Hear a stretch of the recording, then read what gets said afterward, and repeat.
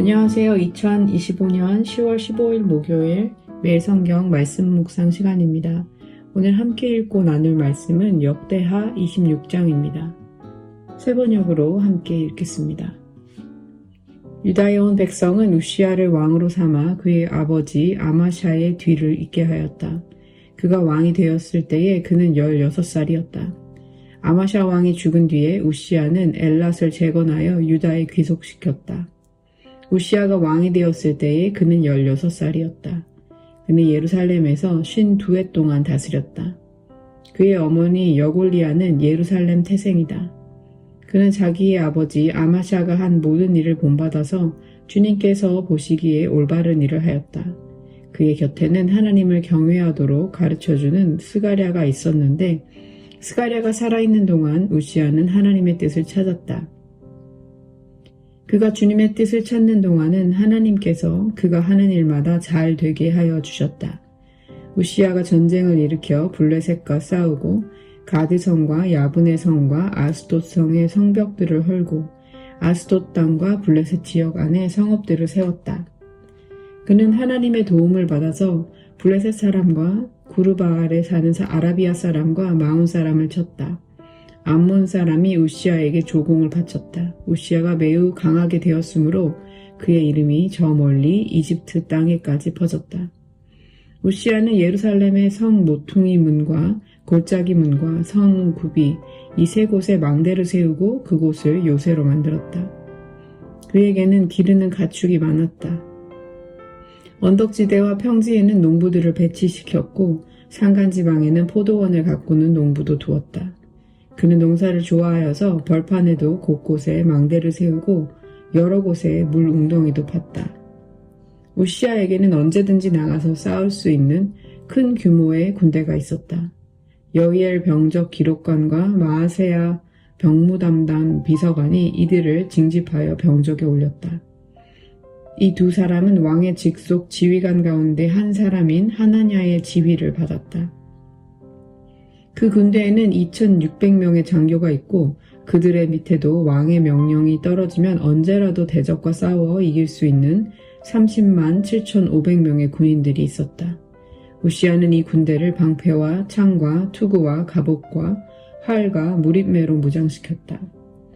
예루살렘에는 무기 제조 기술자들을 두어 새로운 무기를 고안하여 만들게 하였으니 그 무기는 망대와 성곽 모서리 위에 설치하여 활과 큰 돌을 쏘아 날리는 것이었다.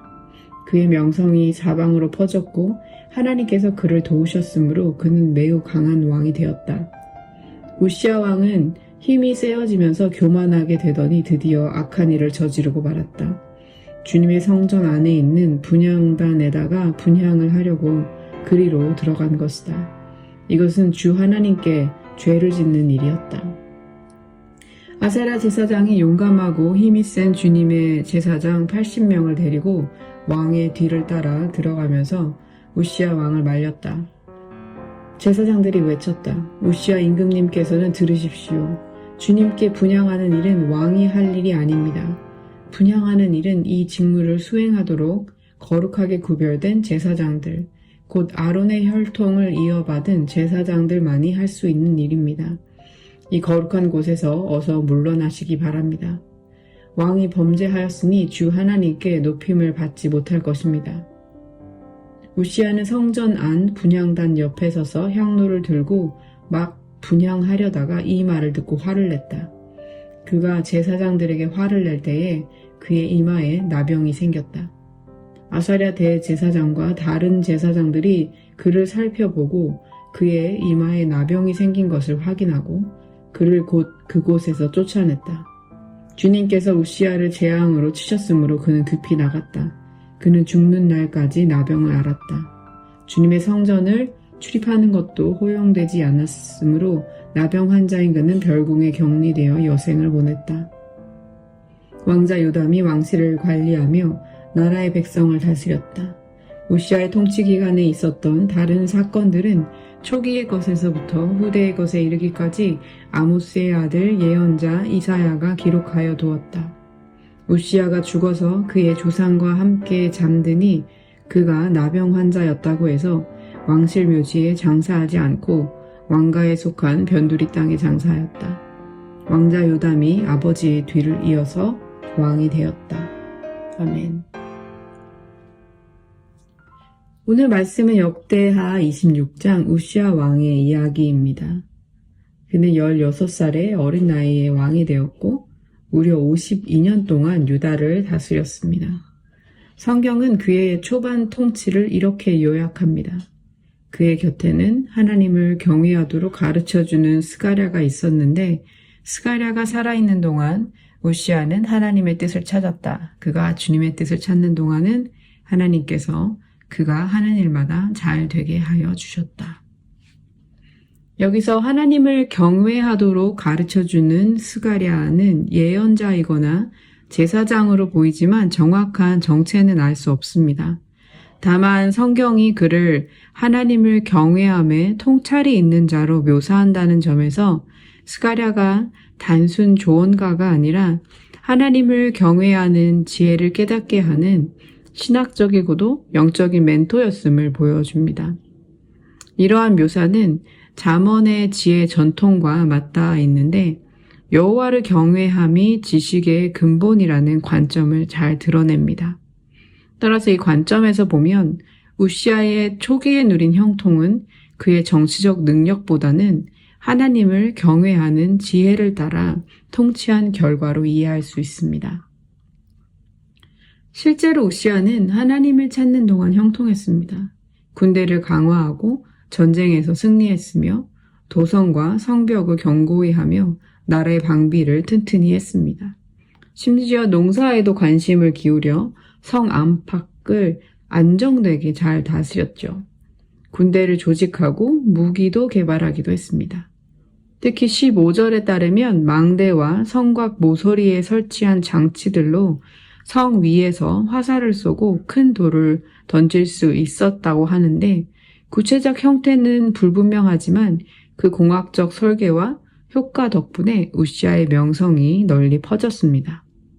이러한 준비들은 포위전에 유리한 우위를 제공했을 뿐 아니라 당시 유다의 경제적, 정치적 안정감도 간접적으로 보여줍니다. 참고로 하나님을 찾는 신실함이 형통으로 이어진다는 주제는 역대기 상하 전반에 반복되는 메시지이기도 합니다. 성경은 15절에 이렇게 기록합니다. 그의 명성이 사방으로 퍼졌고 하나님께서 그를 도우셨으므로 그는 매우 강한 왕이 되었다고 말이죠. 하지만 문제는 성공 이후에 찾아왔습니다. 16절을 읽어보겠습니다. 우시아 왕은 힘이 세어지면서 교만하게 되더니 드디어 악한 일을 저지르고 말았다. 우시아의 성공의 원인은 분명 하나님의 도우심 덕분이었지만 그의 성공이 오히려 교만의 원인이 되었습니다. 우시아는 제사장만이 할 수 있는 성전 제사를 자신이 직접 드리려고 했습니다. 그는 제사장이 아니기 때문에 성소의 분향 제사를 드릴 자격이 없습니다. 비슷하게 사울 왕도 제사 규례를 어겼다가 왕위를 잃어버렸는데 우시아도 제사장만 감당할 수 있는 분향을 스스로 하며 하나님이 정하신 거룩의 경계를 넘었던 것입니다. 제사장들은 성소의 거룩함을 지키기 위해 그 일은 왕이 할 일이 아니라고 말렸지만 우시아 왕은 분노했고 그 순간 하나님의 징계가 임했습니다. 그의 이마에 나병이 생겨 평생 성전 밖에서 격리된 채 살아야 했습니다. 여기서 나병이라고 번역된 질병은 한 가지 질환이 아니라 다양한 피부병을 가리킨다고 합니다. 이런 질환을 가진 사람은 레위기 규례에 따라 부정한 자로 여겨졌고 성소가 더럽혀지지 않도록 제사장들은 그를 서둘러 밖으로 내보내 격리된 생활을 하게 해야 했습니다. 고대 근동에서는 성소를 모독하는 행위는 곧 거룩의 경계를 침범하는 죄로 여겼습니다. 그리고 그 대표적 징벌이 피부병이었습니다. 그러므로 이 사건은 단순한 병의 기록이 아니라 거룩의 질서를 허무는 교만의 결과를 상징적으로 보여줍니다. 하나님이 세우신 경계는 인간을 제한하기 위한 것이 아니라 거룩을 보호하고 관계를 지키기 위한 보호선이라고 볼 수 있습니다. 우리는 우시아처럼 형통의 자리에 있을수록 이 경계를 존중하고 교만 대신 겸손으로 하나님의 자리와 질서를 인정해야 합니다. 오늘 본문에서 보여주는 우시아의 인생은 한마디로 이렇게 요약됩니다. 하나님을 구할 때 형통했지만 교만할 때 무너졌다. 그의 죄의 본질은 단지 분향했다는 그 자체보다는 하나님이 정하신 질서를 넘어선 교만에 있었습니다. 또 오늘 본문에서 주목할 점 한 가지는 권면을 대하는 태도입니다.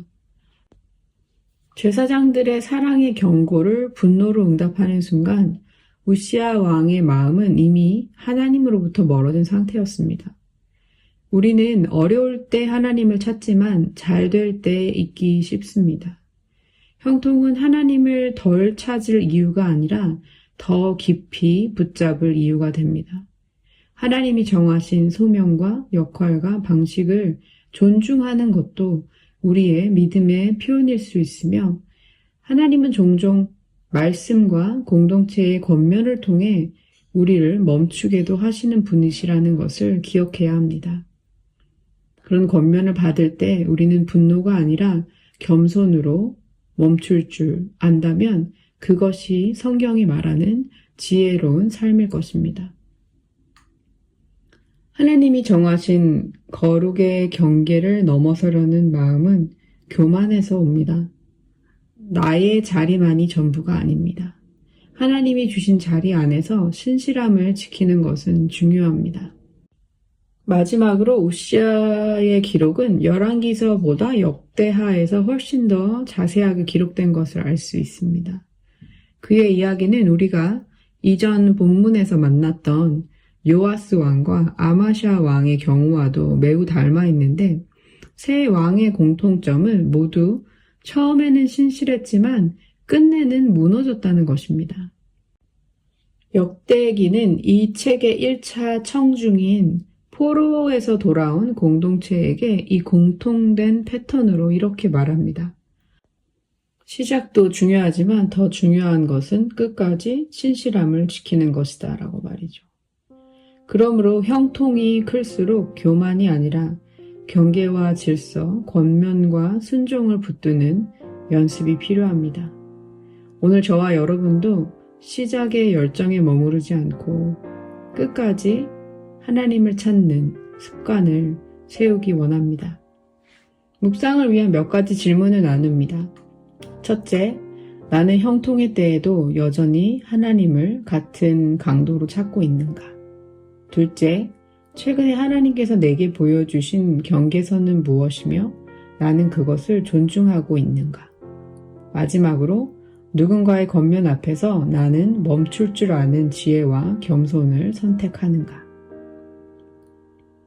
형통의 순간마다 하나님을 먼저 찾는 연습이 필요합니다. 우리는 스스로 낮아질 수 없는 존재이기 때문입니다. 오늘 하루도 말씀과 공동체의 권면 속에서 겸손을 배우고 하나님과 동행하는 하루 되시길 축복합니다. 함께 묵상한 말씀을 생각하며 기도하겠습니다.